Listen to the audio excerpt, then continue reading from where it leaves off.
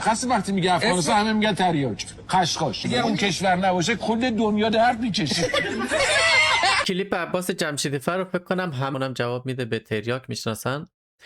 حالا خیلی از بلاگرای ایرانی و افغانی مخصوصا بلاگرای افغانستان تو اینستاگرام تیک تاک اومدن جوابشو دادن که نه افغانستان خوبیای دیگه هم داره. حالا بریم چون کلیپو نمیخوام زیاد طولانی بشه، بریم واکنش بلاگرای ایرانی و بلاگرای افغانستانی که اولین بار من میبینم دارن با هم دیگه اتحاد پیدا کردن، بلاگرای ایرانی و افغانستانی، که واقعا خیلی خوبه. حالا بریم کلیپاشو با هم دیگه ببینیم چه نظری در مورد این کلیپ دارن. ولی افغانستانی که من رفتم با افغانستانی که شما داری تعریف میکنی تفاوت داره. آخه ما افغانستان رو با دوچرخه رفتیم، همه چیشو دیدیم. اینو فکر کنم دیگه همتون تو اینستاگرام میشناسین، این خانواده 3 نفرن که با دوچرخه تو افغانستان رفتن که کلیپاش همش تو اینستاگرام تیک تاک دارن میذارن.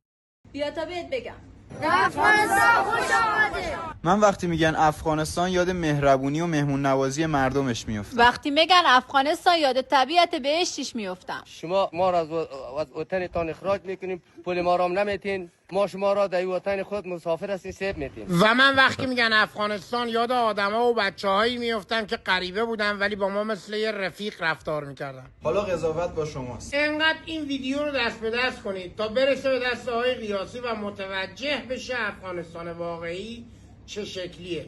اگر از بعضی ها پرسان کنند که افغانستان شما را یاد چه چیزی میندازه، شاید بگویند که جنگ، شاید بگویند مهاجرت و شاید هم مثل این شخص بگه تریاک.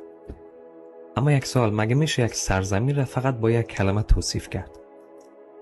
اگر از ما پرسان کنن افغانستان من یاد چه چیزی میندازم، میگم یاد بلخ، یاد شهری که زادگاه مولاناست، شاعری که امروز هم ایران، هم افغانستان و هم ترکیه و میلیون ها انسان در سراسر دنیا شعرهایش را میخوانند. یاد هرات میفتم، شهر هنر، شهر خوشنویسی، شهر شعر و ادب. یاد غزنی میفتم، زادگاه سنایی، یکی از بزرگترین شاعران زبان پارسی. و یا حتی یاد بیدل دهلوی میفتم، شاعری که ریشه خانوادگیش از همین سرزمین بود و شعرش هنوز در خانه های مردم افغانستان نفس میکشد. یاد مردم میفتم که با وجود دهه‌ها جنگ هنوز با یک فنجان چای، با لبخند و با امید از مهمانانشان پذیرایی میکنند. و مهمتر از همه یاد زبانی میفتم که ما را به همدیگه نزدیک کرده، زبانی که با او حافظ را خواندیم، فردوسی را فهمیدیم، سعدی را زمزمه کردیم و با شعرهای مولانا گریه کردیم. ایران و افغانستان شاید امروز 2 تا کشور باشند، اما خاطرات فرهنگی، شعر، موسیقی و زبان سالهاست که بین دلهای مردمشان مرزی نکشیده. بیاییم اگه قرار هست از افغانستان چیز باید بیاریم، نام شاعرهایش را باید بیاریم، نام فرهنگش را باید بیاریم، نام مردمانش را، تاریخش را فریاد بزنیم، چون هیچ سرزمینی را به نظر من نباید فقط با دردهای شناخت. کافی است کمی عمیق‌تر نگاه کنیم، او وقت می‌بینیم چیزی که ما را به هم پیوند میده خیلی بیشتر از چیزهایی است که از هم ما را جدا میکنه. و ناگفته نباشه ایران و افغانستان ریشه بسیار عمیقی دارند. بیاییم با یک جملات بی‌معنی همدیگر از خود ما دور نکنیم. زنده باد ایران شهر. همش کم چه قشنگ صحبت میکرد. درسته افغانستان تریاک کش میکنه، آفرین، ولی کش میکنه و که به کل جهان پخش میکنه که ازش دارو تهیه بشه، مورفین، مسکن، آرام بخش، نه اینکه برای چیز دیگه استفاده بشه. حالا تویی که یه طور دیگه ازش استفاده میکنی، دیگه اون به خودت ربط داره که خودتو جلوی همه خراب کردی. ولی افغانستان چیزای زیبای دیگه هم داره که شما ندیدی، که فقط همون تریاکو دیدی. افغانستان مردم خوبی داره، مردم مهمون نوازی داره، سفره‌های رنگینی داره. افغانستان ماشین‌های لوکس و خارجی داره. افغانستان لباس‌های زیبایی داره. افغانستان خوراکی‌های خوشمزه‌ای داره. خیلی چیزای دیگه‌ای داره که حالا خود من افغانستان رو نرفتم، ندیدم، ولی تعریفاشو شنیدم. شهرهای زیبایی داره. هر شهری بری از شهر دیگه زیباتره. تو واقعا اینا رو ندیدی؟ فقط تریاکشو دیدی؟ تریاکش هم که گفتم فقط بر دارو استفاده میشه. شما اشتباه استفاده میکنی. وقتی از یک نفر میپرسی افغانستان تو رو یاد چه چیزی میندازه و پاسخ رو میبرن به سمت خشخاش و تریاک، فکر میکنید به چه معناست؟ یک شوخی ساده و یک سوال ساده. برای خنداندن مردم یا یک تصویرسازی منفی از یک ملت، اون هم با برنامه ریزی بسیار دقیق. اگر شما هم معتقدید که نباید به ملت‌ها برچسب زد و نباید با کلیشه‌های بسیار قدیمی بین ملت‌ها نفرت پراکنی کرد، این ویدیو و این اشخاص رو ریپورت کنید. و اگر هر محتوای دیگه‌ای در پلتفرم‌ها می‌بینید که به نفرت پراکنی، به تحقیر ملت‌ها میپردازن، اونها رو ریپورت کنید، بلاک کنید تا این پلتفرم‌ها بر اساس سیاست‌های خودشون اونها رو محدود کنند. به جای عادی سازی نفرت، تحقیر و تبعیض در مقابل اون ایستادگی کنیم، حتی با یک ریپورت و یک بلاک کردن. آقای جمشیدی فر، اوضاع چقدر وخیمه بابا. بقیه هنرپیشه ها، آدم حسابی ها، باسوادا وقتی اسم افغانستان رو میشنون یاد بوعلی سینا، یاد مولانای بلخی، یاد سنایی غزنوی، یاد بوتای بامیان، یاد پنشیر، یاد مردونگی، یاد برادری میفتن، نه یاد تریاک. این لامصب خیلی ضرر داره. ضرر اولش هم بردن حیثیت و آبروی انسانه که تو برنامه آدمو یاد تریاک میندازه. بشین ترکش کن این لامصبو، ترکش کن برادر، ترکش خیلی بهتره. دوستان خب من صحبت نمی‌کنم چون کلیپ خیلی طولانی، هم نزدیک 10 دقیقه دیگهش مونده، به خاطر همین صحبت نمی‌کنم. شما دیگه کلیپ‌ها رو یکی یکی گوش کنید. از این آدم خوشم میامد چون خنده بر لب‌های مردم می آورد، ولی امروز با دیدن این ویدیوش دیگه هر چی که بگه، هر چقدر خنده دار باشه، هر بار که این آدم هم ببینم در فضای مجازی یاد همی حرفش میافتم. دقیقاً یاد همی حرفش میافتم. یاد این میافتم که یک ملت مسخره کرد. یاد از این میافتم که چقدر وطن ما ویران شده که از اون همه تاریخش، از اون همه شاعرانش، از اون همه آدمای معاصر الانه که در هر گوشه از دنیا پرچم این کشور بالا کردن، پرچم فارسی زبانان بالا کردن و یک مقامی آوردن، یک منصبی آوردن، یک افتخاری آوردن، اینها هیچ کدام دیده نشدن و فقط یک پوینت نگاتیوی که در کشور ما هست او را دیدن. یعنی اگه یک نفر دشمنت باشه، تو 1000 تا خوبی داشته باشی، او را نمیبینن، ولی اما یک تا بدی داشته باشی امو را میبینن. شما میتونسته بگویی که افغانستان وقتی که اسمش میآیه درد و رنج او کشور یادم میآیه که از خاطر این همه جنگ، از خاطر این همه اتفاقات مردمش سالهاست که مهاجر و بیچاره کشورهای مثل ایران و پاکستان شدن. 5 سال از دخترای افغان مکتب نمیره و ما در کل جای صدای ما را کشیدیم. مطمئناً حداقل یک 10 ویدیوی شما آقایانی که داره به ماها میخنده، به کشور ما میخنده دیده، ولی چشمتان بستیده روی درد و رنج و غم دخترای افغان و یک ملت به مسخره گرفته. از شماهایی که کشور ما را مسخره میکنه، یک ملت مسخره میکنه، بدم میاد. با این احمق باید گفته شود وقتی که تو نام افغانستان میشنوی باید در فکر ابوعلی سینای بلخی شوی، کسی که توابت را به جهان معرفی کرد. وقتی که تو نام افغانستان میشنوی باید در فکر مولانا جلال الدین بلخی شوی، کسی که زبان فارسی را رونق داد تا توی احمق به زبان فارسی صحبت کرده بتونی. وقتی که نام افغانستان میشنوی باید در فکر احمد خان عبدولی شوی، کسی که نادر افشار را کمک کرد در نبردهای ترک، وگرنه توی احمق الان باید به زبان ترکی صحبت میکردی. این افغانستان رو میگه فقط تریاک.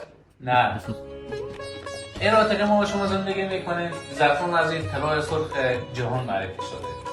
اگر ما بیایم قندهار افغانستان نام ببریم، انار قندهار. اگر ما بیایم از بادغیس نام ببریم، پسته خندان بادغیس. و اگر ما بیایم از برق باستان نام ببریم، مولانا خداوندگار برق. خب بابا شما به عنوان یک هنرمند ایران چی رقم میبینیم؟ از دید شما ایران چی رقم کشور؟ ایران بزرگ، ایران کهن، ایران همزبان و همچنان ایران زادگاه ابوالقاسم فردوسی، ایران زادگاه حافظ شیرازی، ایران زادگاه سعدی شیرین سخن و همچنان درود بر ایران و ایرانیان آزاده و عزیز. چقدر قشنگ صحبت میکنه، دمش گرم.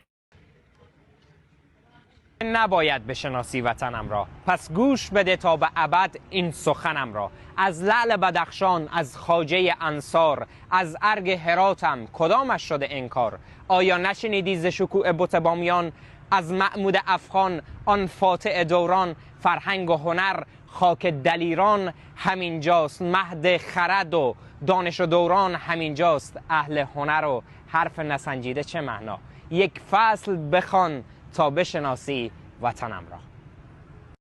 در واقع که سینمای ایران مانده بود که بیاد در مورد افغانستان نظر بده. شما رو که توی تمام نقشایی که به شما میدن سینمای ایران تمامش یا شما معتادین یا تریاکی هستن. انقدر توی تریاک گیر ماندن، انقدر محو تریاک شدن که حتی توی برنامه تلویزیونی از شما میپرسه در مورد افغانستان، اسم افغانستان که میاد شما یاد چی میفتن؟ میگین تریاک. اسم افغانستان که میاد شما باید یادی بیفته انسانیت، شعور، فهم. اینا چیزاییست که شما ندارین. توی عکست نگاه کن، عقب مانده. وای کله ای فیلی گفتن نمیتونم وگرنه خیلی جمله خوبی داشتم بعد. اگه آقای قیاسی این سوال از شما میپرسیدن چی جواب میدادید؟ خب این پایینی هم که همتون میشناسین دیگه، بلاگر ایرانیه که خیلی هم افغانستان سفر میکنه. حرفا اینم بشنویم. اگر همچین سوالی ازم میپرسیدن قطعا تنها چیزی که تو ذهنم میومد انسانیت، مهمان نوازی، انسان دوستی، شرف و خیلی چیزای دیگه بود. حالا بگذریم از اینکه زعفران هرات یا زعفران افغانستان جزو با کیفیت ترین زعفران های دنیاست. بگذریم از اینکه جلقوزه جزو گرونترین خشکبار جهانه. بگذریم از اینکه ماشینی درست کردن که کل کشورهای دنیا انگشت به دهان موندن از اینکه همچین ماشینی درست کردن. حالا من سوال از شما میپرسم پریسا خانم، اگر آقای قیاسی همچین سوالی از شما میپرسیدن شما چه جوابی میدادید؟ سوال جالبیه و پاسخ ساده‌ای هم داره. از معروف‌ترین های کشورم شروع میکنم که آثار باستانی هسته، مثل بت‌های بامیان، ارگ هرات و صدها جای دیگه. از فرهنگ و هنر و شعر و ادبیات، از شخصیت‌های مهمی که در اون کشور بودن، مثل مولانای بلخی، رابعه بلخی و گوهرشاد بیگم. از سنگ‌های قیمتی که داره مثل لاجورد بدخشان و همچنین صنایع دستی و قالین‌های معروف افغانستان. از میوه‌های افغانستان مثل انگور هرات، انار قندهار و صدها چیز دیگه که در این ویدیو نمیشه گفت. و در آخر یک پیشنهاد دارم به جناب جمشیدفر عزیز. حاضرم که با هزینه شخصی خودم با همدیگه بریم یک سفر گردشگری یک ماهه به افغانستان و در سفر برگشت دوباره این سوال آقای قیاسی ازتون بپرسن و ببینم اون موقع دیدگاهتون چیه. این صحبتی که شما کردید برگرفته از 40 سال دروغ رسانه است که متاسفانه مردم فکر میکنن افغانستان جز تریاک و چیزهای بد چیزی نداره، ولی با افغانستان امروزی آشنا نشدید و من دوست دارم که شما رو با افغانستان امروزی آشنا بکنم. موفق باشید. در روزهایی که مردم ایران و افغانستان در شرایط سخت و فشار جنگ زندگی میکنن، میخواین بدونین آقای قیاسی ما رو با چی میشناسن این روزا؟ با خبرهای تلخ. آقای قیاسی، مهم نیست که یک کشور رو با چی میشناسن، مهم اینه که با کیا میشناسن. افغانستان رو با مولانا و رابعه بلخی و بوعلی سینا و خواجه عبدالله انصاری میشناسن، همینطور که ایران رو با مولانا و بوعلی سینا و خواجه عبدالله انصاری و فردوسی میشناسن. افغانستان رو با دکتر آریان میشناسن و ایران رو با پروفسور سمیعی.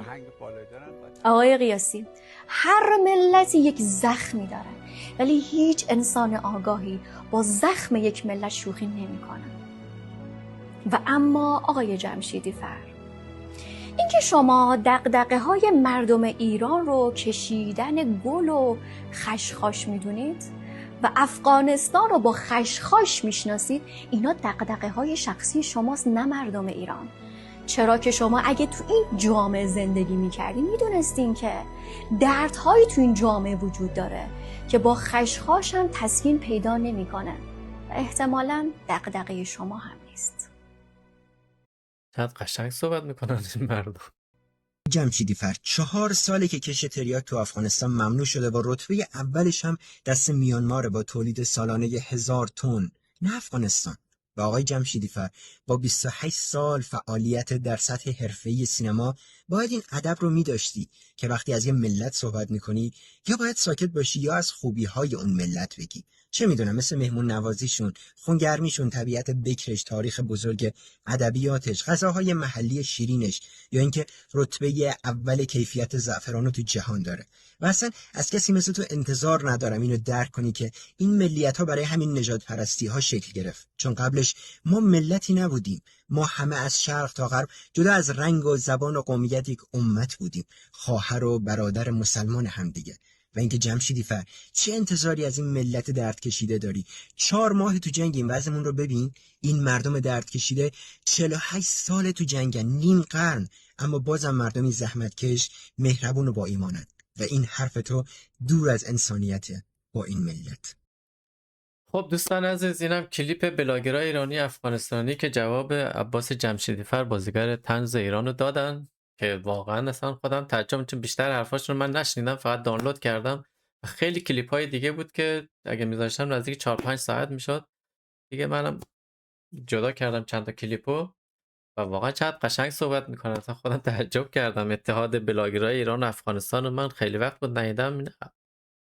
بگن عباس جمشیدی فر یه کاری کرد که بلاگرای ایران و افغانستان با هم متحد شدن و تو کامنت هم خیلی از ایرانی‌ها معذرت خواهی میکردن و افغانستانی هم جوابشون رو میدادن و اصلا یه وضعی خیلی با هم دیگه خوب شدن دیگه. بعد دوستان بعد 8 ماه من برگشتم یوتیوب. 8 ماه کلیپ نذاشته بودم به خاطر جنگ ایران و افغانستان و نمیدونم اسرائیل و آمریکا که اتفاقاتی افتاده بود که حالا بعدم در موردش صحبت میکنم. من کلیپ نذاشته بودم 8 ماه، تمام کلیپ های طنزم همه رو پاک کرده بودم. حالا بعد 8 ماه دوباره برگشتم، چون خیلی از تیک تاکرها دارن خیلی از یوتیوبرها برگشتن دارن کلیپاشون رو میذارن، چون خب رو چنلمون زحمت کشیدیم دیگه. الان این همه سابسکرایبر گرفتیم، بالاخره باید فعالیت کنیم، چون فعالیت نکنیم درآمدا بسته میشه دیگه، یوتیوب اخطار میده و از این حرفا دیگه. بک‌گراندم به خاطر همین خرابه، چون تمام سیستم رو جمع کرده بودم، یوتیوب، کامپیوتر، اینا همه رو جمع کرده بودم، دوباره نصب کردم. الان خیلی چیزاش وصل نیست، صدا تنظیم نیست، دوربینم تنظیم نیست، بک‌گراندم تنظیم نیست دیگه. خلاصه ببخشید دیگه. حالا در مورد این چیزا یک کلیپ جداگانه میگیرم که بعد 8 ماه چرا برگشتم یوتیوب. و این که اینم کلیپ امروز ما. از این بعد دوستان دیگه سعی میکنم هفته یه دونه کلیپ یا هفته 2 تا کلیپ از اتفاقاتی که تو اینستاگرام و تیک تاک میافته، مخصوصا تیک تاک خیلی هر روز تو لایو تیک تاکرهای افغانستان خبرایی پیش میاد، همچنین تو اینستاگرام کلیپاشو بگیرم براتون بذارم. سعی میکنم هفته 1 کلیپ یا هفته 2 کلیپ براتون بذارم دیگه. امیدوارم که هر جا هستین خوش و خرم باشین دوستان. فعلا دیگه تا کلیپ بعدی.